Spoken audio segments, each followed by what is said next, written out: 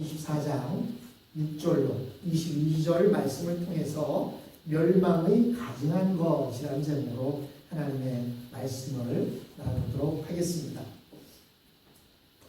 예수님께서는 마태복음 24장을 통해서 미래에 되어질 일에 대해서 말씀해 주고 있습니다. 예수님의 제자들은 예루살렘 성의 아름다운 모습, 성전의 아름다운 모습을 보고 예수님에게 물었지만 예수님은 이 예루살렘이 성이 멸망할 것이고 뿐만 아니라 그와 상관없이 앞으로 올 세상에는 여전히 전쟁과 기근과 지진이 있을 것이라고 말씀하셨습니다. 결국 예루살렘의 멸망은 하나님의 백성이라 하더라도 예수를 믿지 않고 악을 행하는 자는 심판하신다는 것을 보여주고 있습니다. 그리고 하나님은 이 세상의 난리와 지진을 통해서 사람들로 하여금 회개하고 예수를 믿게 하신다는 사실입니다. 읽은 6절로 7절 말씀을 보시면 너희는 여기저기에서 전쟁이 일어난 소식과 전쟁이 일어나리라는 소문을 들을 것이다. 그러나 너희는 당황하지 않도록 주의하라. 이런 일이 반드시 일어나야 한다. 그러나 아직 먼 아니라고요? 끝은 아니다. 라고 이렇게 말씀합니다. 우리 인간은 우리가 이 세상에 사는 것이 하나님의 시험이라는 것을 알지 못합니다. 우리에게는 행복이나 평안한 것이 중요한 것이 아니라 하나님을 믿는 것이 중요하고 고난을 받으면서도 믿음을 지키며 살아가는 것이 중요합니다. 그래서 하나님은 이 세상에서 계속 난리가 일어나게 하시고 민족들이 서로 전쟁을 하게 하십니다. 그러나 예수님은 분명히 말씀하시기를 전쟁 그 자체가 세상의 마지막은 아니라고 말씀하셨습니다. 우리가 보기에는 인간들이 서로 싸우다가 다 죽여서 세상이 끝날 것 같은데 세상은 전쟁으로 끝나지 않습니다. 신종 코로나 바이러스에 의해서 많은 사람들이 전염되고 그로 인해서 어떤 사람들은 이제 세상이 멸망하는 것이 아니냐라고 말하는 사람들도 있지만 성경 말씀에 의하면 절대로 그것으로 인하여 세상이 끝나지는 않습니다. 왜냐하면 이 세상의 끝날은 언제가 됩니까? 예수님이 재림하실 때 끝나게 되어 있는 것입니다. 세계 2차 대전이 일어나고 앞으로 3차 대전이 일어난다고 해도 그 전쟁으로 세상은 끝나지 않습니다. 기근이나 지진이나 역병으로 인하여서도 세상은 끝나지 않습니다. 왜냐하면 세상의 모든 끝은 예수님이 다시 오셔야만 끝나게 되어 있기 때문입니다. 그날에는 하늘에서 천사장의 큰 나팔 소리가 나면서 예수님이 공중에서 임하시는데 살아있는 모든 사람들이 예수님을 보게 될 것입니다. 그때 온 세상 사람들은 성경 말씀이 맞는다는 것을 통해서 놀라게 되고 자기들이 가진 권력이나 돈이나 지식을 모두 박탈당하고 자신들이 지은 죄가 사람들 앞에서 다 공포되는 것으로 인하여 놀라게 됩니다. 이때 사람들은 너무나 부끄러워서 산이 자기 위에 무너져 깔려 죽게 해달라고 할 것입니다. 세상 마지막 날에는 사람들에게 비밀이 없어질 것입니다. 그때 사람들은 서로 저주하면서 모두 지옥으로 자발적으로 들어가게 될 것입니다. 이때 오직 성도들만 공중에서 어린 양의 잔치에 참가하게 되는데 전 세계에서 고통받고 죽은 성도들이 모두 고난의 흔적을 가지고 예수님 앞에 나와서 위로를 받게 될 것입니다. 그래서 이 세상에서 난리의 소문을 들을 때에 우리 그리스도인들은 두려워하거나 불안해하기보다는 하나님께서 우리 인간들의 마음을 흔들어서 회개시키는구나라고 생각해야 하는 것입니다. 지금 우리의 조국인 대한민국은 엄청난 어려움 앞에 직면해 있습니다. 2020년이 시작되면서 경기가 살아나기 시작했고 수출이 호조를 보이기 시작해서 수출도 정상으로 돌아섰습니다. 근데 그때 우리가 아는 대로 뉴 코로나 19이라고 하는 그 바이러스에 의해서 몸살을 앓고 있습니다. 그리고 많은 사람이 죽고 많은 사람이 그것에 의해 전염이 되고 있습니다. 그런데 우리는 이때 무엇을 기억해야 됩니까? 한국의 이단, 신천지라고 하는 이단이 있어요. 여러분, 신천지가 뭔지 아십니까?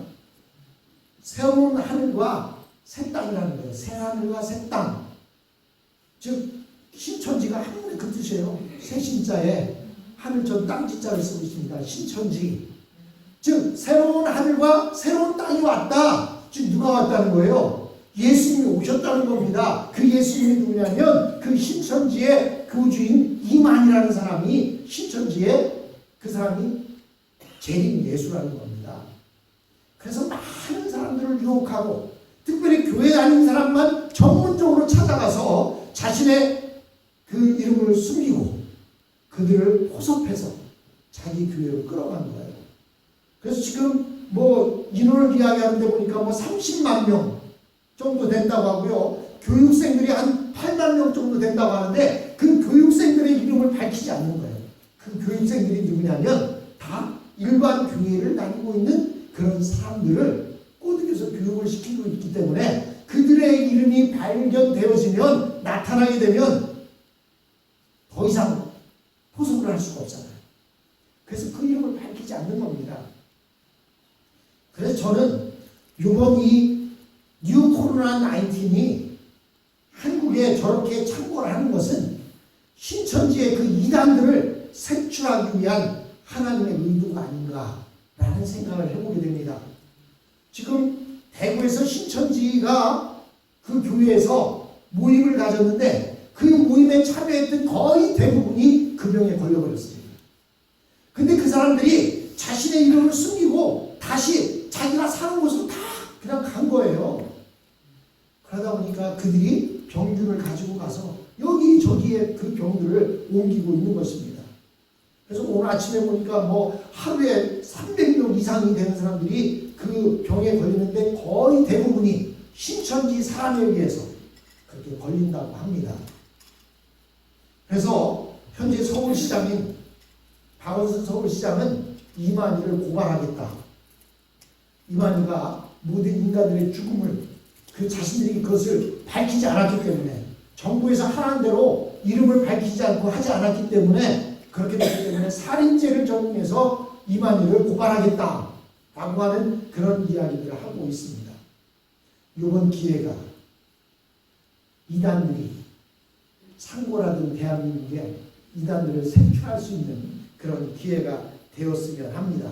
이렇게 우리는 이런 고통 가운데서도 우리 그리스도인들은 새로운 눈을 가지고 그들을 볼 필요가 있습니다. 그리고 우리 그리스도인들을 할지라도 병이 있으면 그 병 속에서도 하나님 나를 지켜주실 거야 하고 아무나 막 만나고 그런다고 해서 하나님이 그냥 그래 너 누구나 만나도 지켜줄게 그러지 않습니다.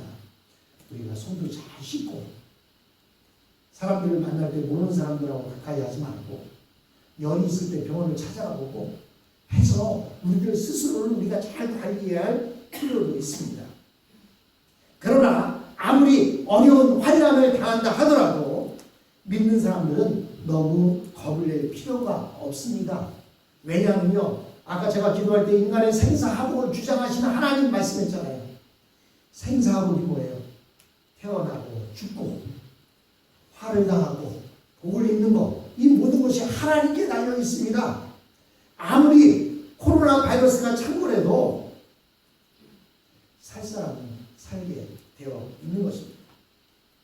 또한 하나님은 우리가 감당하지 못할 시험은 절대로 우리에게 주시지 않습니다. 앞으로 이 세상은 물질적으로나 또는 여러 가지 것으로 점점 더 잘 살게는 될지 몰라도 마음은 점점 더 강팍해질 것입니다. 그리고 10절과 12절에 보면 이런 말씀이 있습니다. 그리고 불법이 성하여 많은 사람의 사랑이 식을 것이다. 또 10절 앞에 없었나? 10절만 보겠습니다.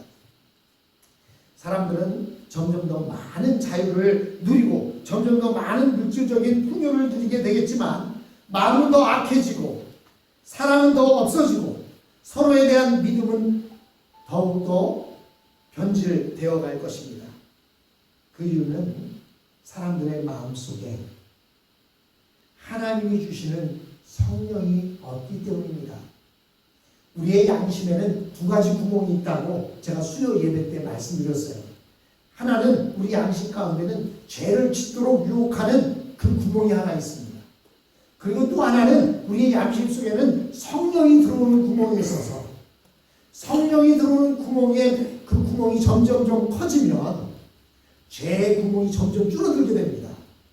그러나 죄에 대한 구멍이 점점 늘어나게 되면 성령의 구멍이 점점 줄어들게 됩니다. 사랑하는 성도 여러분, 우리의 양심 속에 성령이 크게 자리 잡을 수 있도록 우리가 하나님의 말씀을 항상 붙들고 살아가야만 할 것입니다. 13절을 보십시오. 13절에 보면 이런 말씀이 있습니다. 그리고 끝까지 견디는 자는 구원을 얻을 것이다. 어떠한 상황 속에서도 끝까지 견디는 자는 구원을 얻을 것이라고 이렇게 말씀하고 있습니다. 우리 믿는 자들은 인간의 악과 하나님의 사랑 사이에서 끝까지 긴장할 수밖에 없습니다. 그래서 우리가 신앙생활을 하는데 가장 힘든 것은 바로 계속 긴장을 해야 하는 것입니다.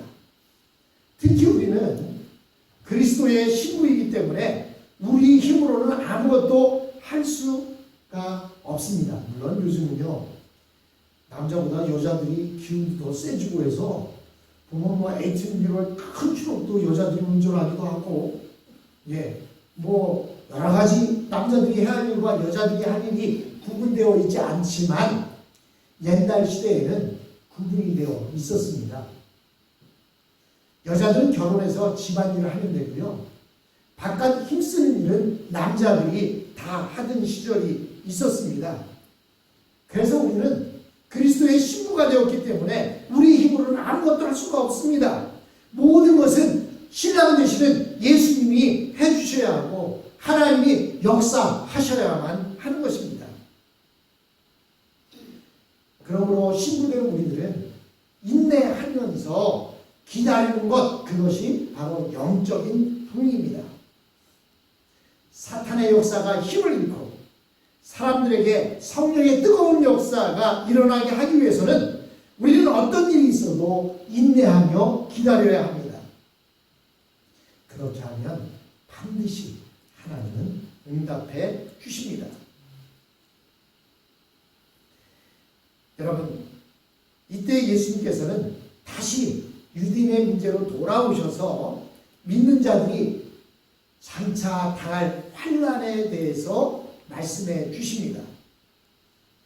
그러면서 이 환난을 당할 때 피할 길을 피하는 방법을 말씀해 주고 있습니다. 이것을 보면 예수님께서는 얼마나 믿는 자들에게 신실하시며 우리를 생각하시는지를 알 수 있습니다.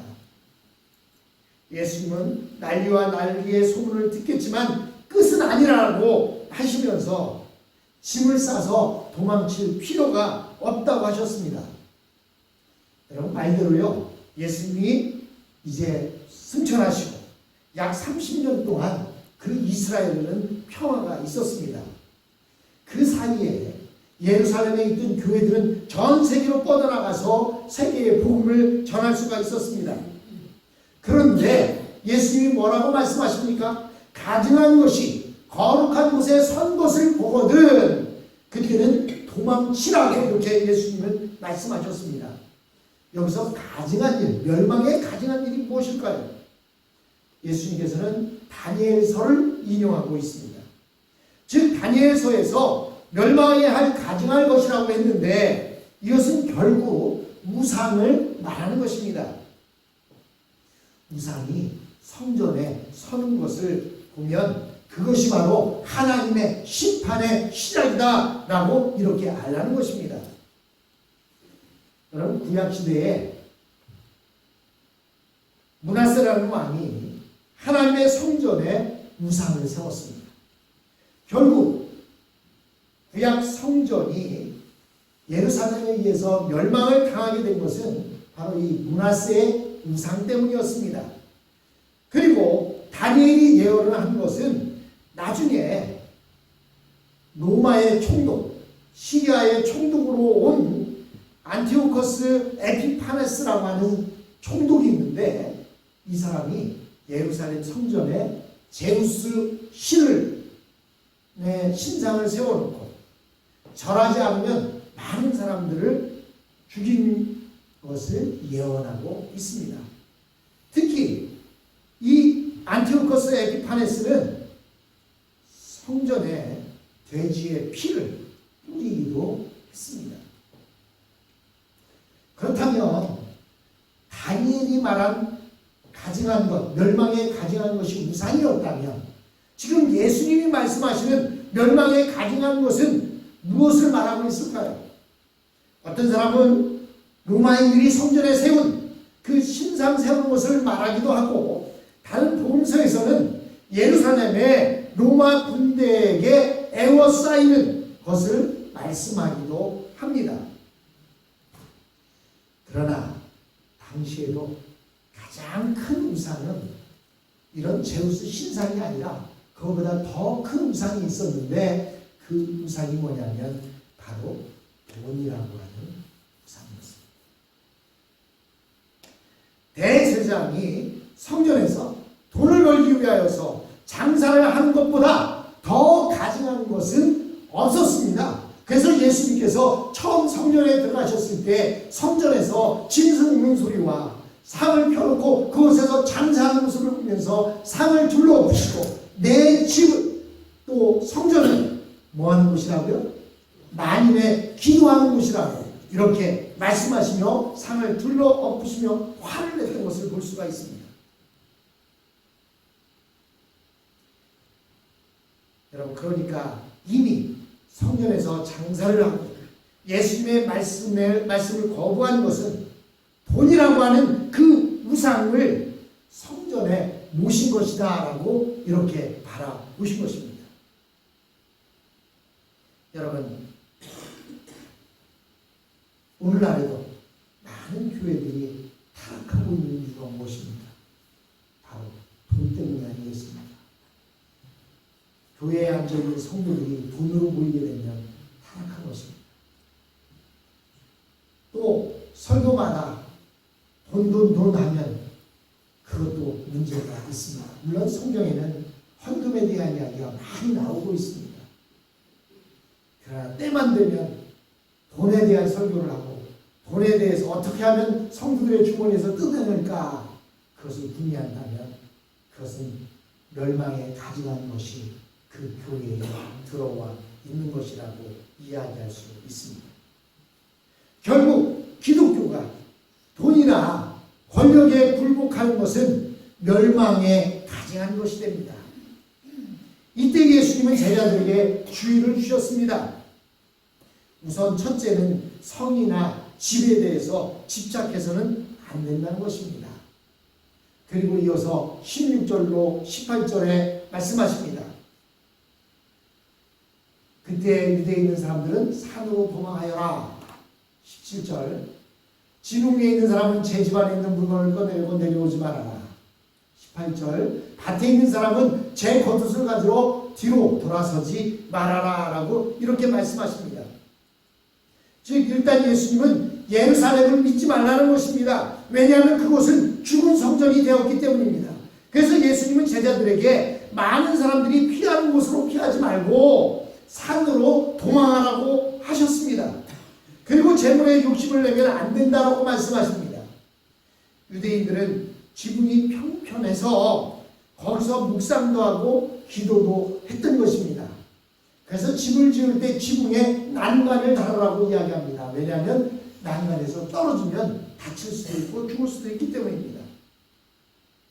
그러나 집안에 있는 물건을 가지고 들어가지 말고 자기 영혼 하나만 살리라고 이렇게 말합니다. 밭에 있는 사람들도 마찬가지입니다. 사람들이 환난을 당할 때에는 집이나 옷이나 공장 같은 것을 건지려 하지 말고 자기 영혼이 가장 잘 살 수 있는 길을 택해야 하는 것입니다. 그것이 바로 예수님께서 말씀하고 있는 부분입니다. 근데 여기에서 이해가 잘 되지 않는 말씀이 나오는데 19절 말씀이 그렇습니다. 그날에는 아이를 뵌 여자들과 젖먹이를 가진 여자들은 불행하다라는 말씀이 여기서 나옵니다. 도대체 아이를 뵌 자들과 젖먹이를 가진 여자들에게 심판이 있다는 것, 불행하다는 것은 무엇을 뜻하는가 하는 것입니다. 어떤 사람들은 아이 뵌 것이나 젖먹이는 것은 정욕적인 생활을 의미한다고 해석하는데 절대로 그런 뜻은 아닐 것입니다. 성경은 여자들이 아기를 베거나 아기를 젖먹인다는 것을 잘못되었다고 말하고 있지 않습니다. 그러나 불신앙의 시대에는 임신하거나 갓난아기를 베거나 아이를 젖먹이는 것은 엄청난 고생을 하는 것이 됩니다. 여러분, 전쟁이 일어났을 때 제일 어려움을 당한 사람들이 누굽니까? 노인분들, 피난을 갈 수 없는 노인분들. 그래서 여러분 6.25 때 피난 가보셨잖아요. 피난 갈 때 노인들은요 그냥 집에다 남겨두고 피난을 갔습니다. 뿐만 아니라 젖먹이는 엄마들 그 아기를 들러업고 피난을 가려니까 얼마나 고통이 심합니까? 아기 뵌 자들 얼마나 힘듭니까? 아기를 위해서 거동하기도 힘든데 피난을 가야 한다는 것. 여러분, 그래서 바울 선생님은 환난 날이 가까우면 결혼하지 않고 나처럼 그냥 사는 것이 더 좋을 수도 있다라고 이렇게 말씀하십니다. 우리는 이 세상에서 모든 것을 다 누리려 해서는 안 될 것입니다. 어떤 분은 결혼을 못할 수도 있고 어떤 분은 아이가 없을 수도 있습니다. 반면에 어떤 분은 전쟁 중에도 사랑을 하는 사람을 만나서 결혼할 수도 있고 아이를 낳을 수도 있습니다. 그러나 우리는 어떤 형편에 있든지 언제나 전쟁이 일어날 수 있고 기근이 일어날 수 있고 지진이 일어날 수 있고 그 역병이라고 하는 뉴 코로나 19이 우리에게 임할 수도 있다라고 하는 그 긴장감을 가지고 살아야 합니다. 왜냐하면 실제로 우리가 사는 이 세상은 영적인 전쟁터이기 때문입니다. 특히 우리나라는 대한민국은 언제나 전쟁의 두려움을 가지고 살아가고 있습니다. 사랑하는 성도 여러분, 우리는 이런 와중에 더 하나님을 붙잡아야 합니다. 하나님의 말씀을 의지해야 합니다. 여러분, 오늘날 의술이 얼마나 발달했습니까? 근데 아직도 눈에 보이지도 않는 뉴 코로나 19을 아직도 어떻게 잡아야 되는지 찾지를 못하고 있습니다. 이럴 때 우리가 의지할 수 있는 것은 바로 주님밖에 없습니다. 하나님을 의지하면서 또한 내 건강관리를 위해서 손을 잘 씻고 자신을 잘 관리할 때 하나님께서 우리에게 건강을 주시며 마지막 때에도 주님 오실 때까지 주님의 은혜에 거할 수 있게 해 주실 것입니다.